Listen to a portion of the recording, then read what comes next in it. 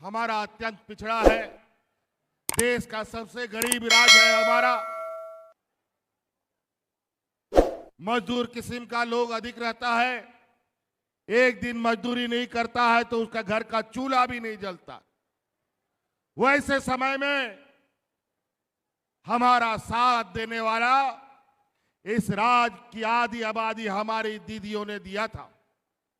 पंचायत पंचायत गांव गांव में ये लोग खाना बना बना करके उन मजदूरों को फ्री खिलाने का काम करता था। और उसी समय हमने संकल्प लिया था कि हम महिलाओं के लिए ऐसा कदम उठाएंगे जो इस राज्य में महिलाओं को आगे बढ़ने का रफ्तार में गति आएगी। पहले तो हमने इस राज्य के बूढ़े बुजुर्ग उनकी लाठी वापस करने का काम किया। बेचारा हमारा गांव देहात में बूढ़ा बुजुर्ग लोग एक दो ठो पेंशन पाता था, पूरा गांव में अपना पेंशन के चक्कर में बूढ़ा बुजुर्ग लोग दलालों का चक्कर काटते काटते बेचारा मर जाता था। लेकिन हम कानून बना दिया कि इस राज्य में कोई बूढ़ा बुजुर्ग बिना पेंशन का नहीं होगा, तो सबको पेंशन देने का कानून हम बना दिया। आज कोई बिना पेंशन का बूढ़ा बुजुर्ग नहीं है, कोई दिव्यांग नहीं है, कोई विधवा नहीं है, और तो और जो महिलाओं को पुरुष छोड़ के भाग जाता है उस महिला को भी पेंशन देने का काम हमारी सरकार कर रही है।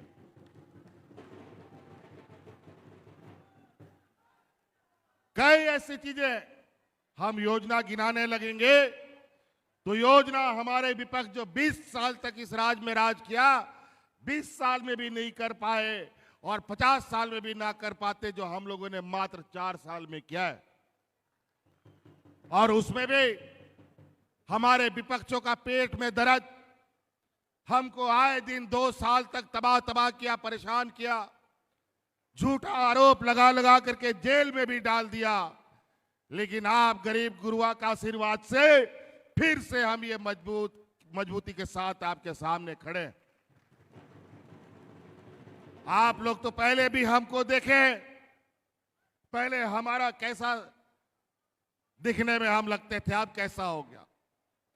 ये बेईमानों की वजह से हम लोग को इतना परेशानी झेलना पड़ा कि सरकार कोई काम करे, ईडी, सीबीआई, इनकम टैक्स, अनेक संवैधानिक संस्था को लगाकर हमें काम में रोड़ा लगाने लगे, हक अधिकार मांगने लगे तो जेल में डालने लग गया।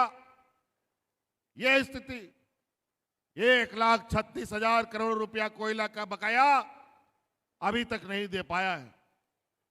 अगर 1,36,000 करोड़ रुपया का सूद ही हमको मिल जाता तो उससे राज्य की रफ्तार, विकास की रफ्तार में कई गुना तेजी होती। कुछ भी नहीं, सब चीज में कटौती, सब चीज में सौतेला व्यवहार। गरीबों के लिए इनके डबल इंजन के कार्यकाल में इन लोगों ने 11 लाख गरीबों का राशन कार्ड डिलीट कर दिया।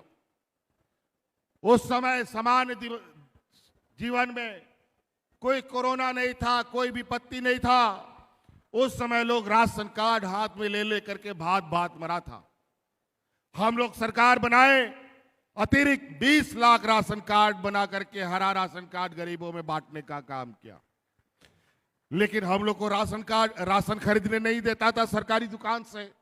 कभी 2 महीना, कभी 3 महीना, कभी 1 महीना, आए दिन ये लोग सरकारी दुकान से हमको राशन ना खरीदने दे, खुले बाजार से खरीद के देना पड़ता था।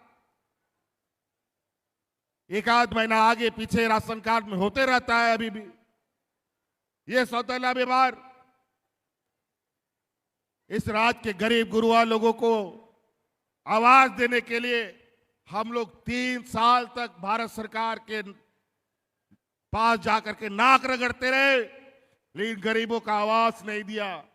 अंत में हमें अपना निर्णय लेना पड़ा कि रखो तुम अपना आवाज, हम अपने गरीबों को अब आवाज बना करके राज्य सरकार अपने से देगी। और आज बड़े पैमाने पर अब आवास को स्वीकृति मिल रही है। आने वाला 5 साल के अंदर सभी गरीबों को अब आवास का घर बना के देने का हमारा लक्ष्य है। और अभी हमको पता चला है कि भारत सरकार जो पैसा हम पहले मांगते थे वो पैसा दिया नहीं 4 साल तक। अभी चुनाव आया है तो अभी 1.5 लाख गरीबों को आवास का पैसा स्वीकृत किया है। अरे वाह, ये तो 4-5 लाख लोग का आवास, लेकिन बाकी जो 20 लाख लोग हैं उनको आवास कौन देगा? इसका जवाब इनके पास नहीं है। ये व्यापारियों की जमात है, ये पैसा वैसा गरीबों को नहीं देगा, बल्कि आपसे महंगाई बढ़ा करके आपके जेब से पैसा काट करके अपना जेब भरने का काम करेगा। आज हम गरीब, यहाँ गांव देहात का लोग इतना गरीब है बेचारा कि 2 वक्त का खाना नहीं जुटा पाता। आज उन गरीबों का हम लोगों ने 200 यूनिट बिजली फ्री किया, उसका बकाया फ्री किया ताकि वो अपना आर्थिक ये से ज्यादा ना जूझ पाए। तो कई ऐसी चीजें, मुख्यमंत्री मैया योजना जो हम लोगों ने शुरू किया है, लगभग 1 लाख से अधिक 28 लाख जामताड़ा जिला में महिलाएं मुख्यमंत्री मैया योजना का लाभ ले रही है। और आज बटन दबा करके सभी महिलाओं के खाते में दूसरा किस्त भी यहां से जाने वाला है। महिला जामताड़ा की जो महिला समूह है, इन सबको मैया योजना का जो लाभ ले रहे हैं। तो कई ऐसी चीजें, नौकरी चाकरी को लेकर हमारे काम कर रहे हैं आंगनबाड़ी सेविका, सहायिका, हमारी जलसाइया, सभी को, सरकारी कर्मचारी, सभी लोगों को हम लोगों ने हमेशा कुछ न कुछ दिया। आज हमारे विरोधी लगातार इस राज्य में अब इन लोगों ने गीत की तरह मंडराना शुरू कर दिया है। इनके पास विकास की बातें करने के लिए कुछ नहीं है। इन लोगों ने रेलगाड़ी बेच दी, स्टेशन बेच दिया, हवाई जहाज बेच दिया, एयरपोर्ट बेच दिया।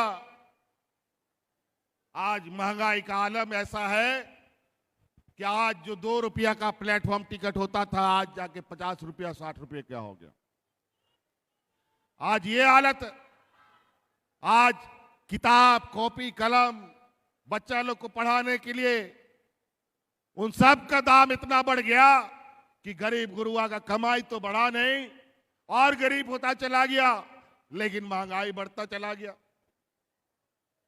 आज देश में सबसे सस्ते में पेट्रोल डीजल का दाम घट गया है, लेकिन आज देश में पेट्रोल डीजल 100 रुपया पार मिलता है। आज अर्थव्यवस्था का स्थिति इतना बुरा है कि अगर ये लोग 2-4 व्यापारी देश छोड़ के भाग गए तो हमारी स्थिति भीखमंगा की कर देंगे। इसीलिए ध्यान रखिएगा, अभी ये लोग सांप्रदायिक दंगा फैलाने में लगे हैं।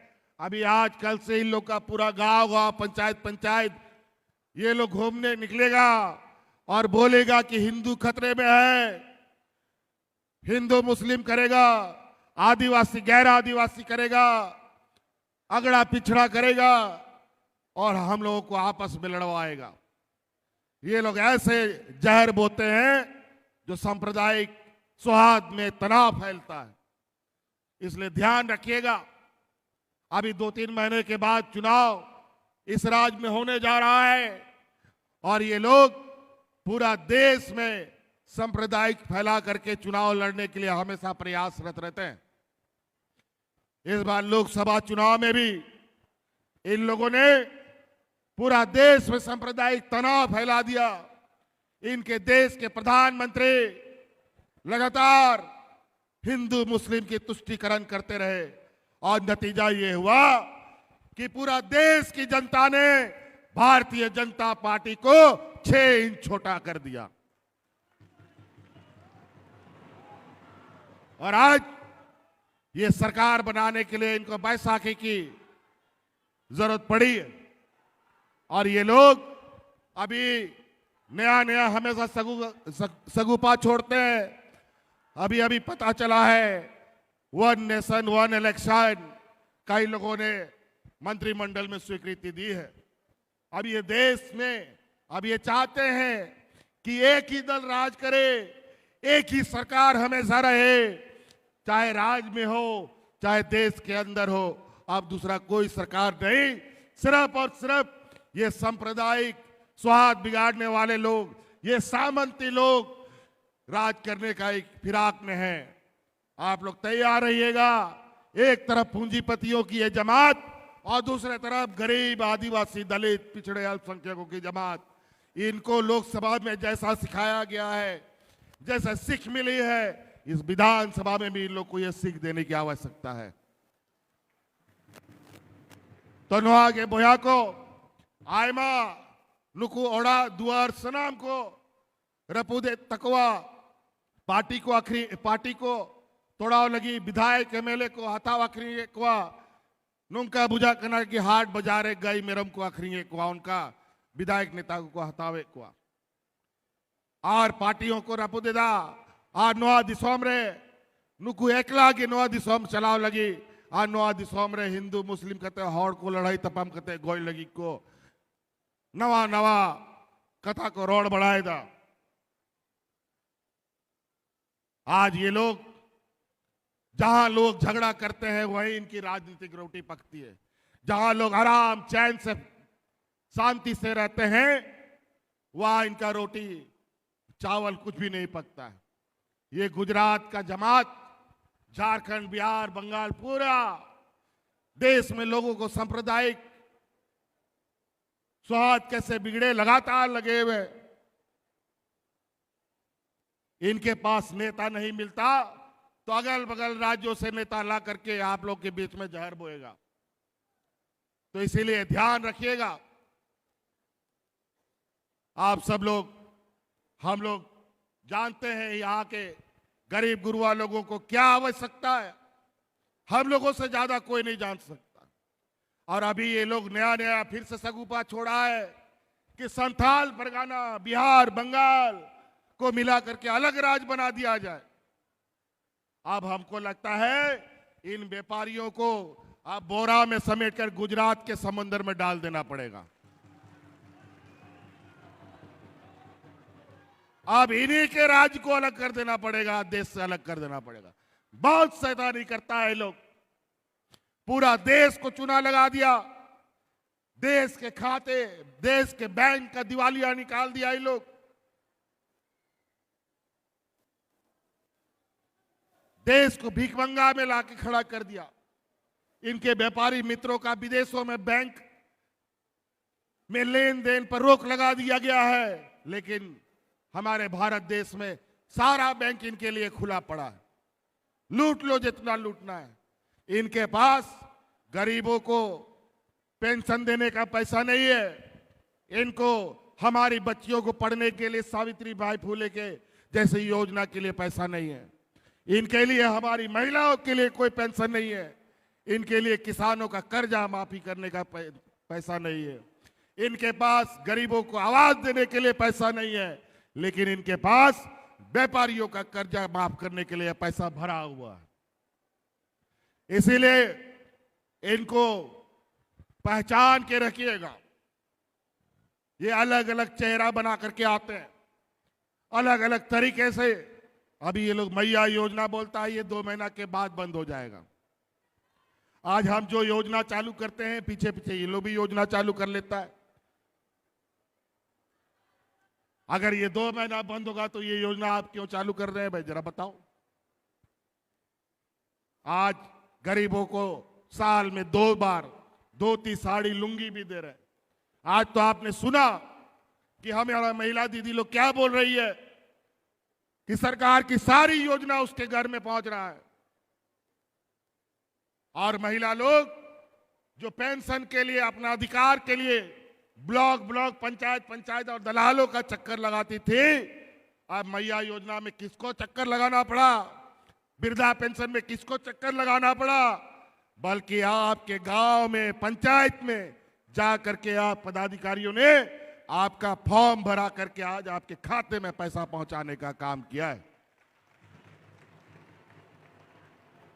किसी को कोई मेहनत नहीं करना पड़ा, बल्कि पदाधिकारी को हमने गांव गांव भेजा, टोला टोला भेजा और आपके लिए काम किया। पहले सरकार की तरफ से ट्रैक्टर लोगों को मिलता था, आज जाके देखिए सरकार के तरफ से ट्रैक्टर भी मिलता है, बेलेरो भी मिलता है, स्कॉर्पियो भी मिलता है, ट्रक भी मिलता है, मारुति कार भी मिलता है, इनोवा भी मिलता है, सब गाड़ी मिलता है। स्वरोजगार के माध्यम से सरकार से 5 लाख, 10 लाख, 20 लाख, 25 लाख, जो आपको पूंजी चाहिए अपना पूंजी करके अपना काम शुरू कीजिए। किसानों के वैकल्पिक खेती के लिए आप लोगों के लिए बिरसा हरित ग्राम योजना लेके आए हैं, पशुधन योजना लेके आए हैं। आप जानवर पालिए, आप सिर्फ धान गेहूं का खेती ना करके आम, अमरूद, केला, पपीता, लीची, तरह तरह के पेड़ लगा करके आप खेती बाड़ी से जुड़ सकते हैं। आप ये बताओ, क्या आम लोग नहीं खाता है क्या? क्या लोग पपीता नहीं खाता है क्या? क्या लोग मीट मछली नहीं खाता है क्या? और आज झारखंड में मीट मछली, आम, पपीता दूसरे राज्य से आता है। क्यों यहां का किसान खेती नहीं कर सकता? आज इसीलिए आप सब लोग के लिए सरकार खुले तौर पर सिर्फ हेडक्वार्टर में नहीं, आपके दरवाजे में बैठा है। 20 सालों में कभी पदाधिकारी को आप लोग गांव जाते नहीं देखे। यहां कई ऐसा गांव है जहां का लोग ब्लॉक ऑफिस नहीं देखा, बीडीओ कौन है, सीओ कौन है, कभी नहीं देखा। डीसी और एसपी का तो बातें दूर, लेकिन आज बीडीओ, सीओ, डीसी, एसपी गांव गांव जाकर के आपकी समस्या का समाधान कर रहा है। इसीलिए हम और बहुत ज्यादा नहीं कहेंगे, हमको और भी कार्यक्रमों में जाना है। 2 दिन तक तो बहुत, 3-4 दिन तो बहुत बारिश हुई और इस बदलाव मौसम के लिए कारण ही हम लोगों ने आपके लिए वैकल्पिक खेती का रास्ता बनाया है। इसीलिए आप लोग और भी खेती के साथ हमारे खेती बाड़ी अपना काम कर सकते हैं। इसीलिए हमारा हर वर्ग, हर समुदाय, हर जाति धर्म के लिए ये योजना, हम लोग किसी जाति विशेष नहीं बनाते। आज मैया योजना का लाभ आदिवासियों को भी मिलता है, दलितों को भी मिलता है, पिछड़ों को भी मिलता है, अल्पसंख्यक को भी मिलता है और हमारे सामान्य वर्गों को भी मिलता है, सबको मिलता है।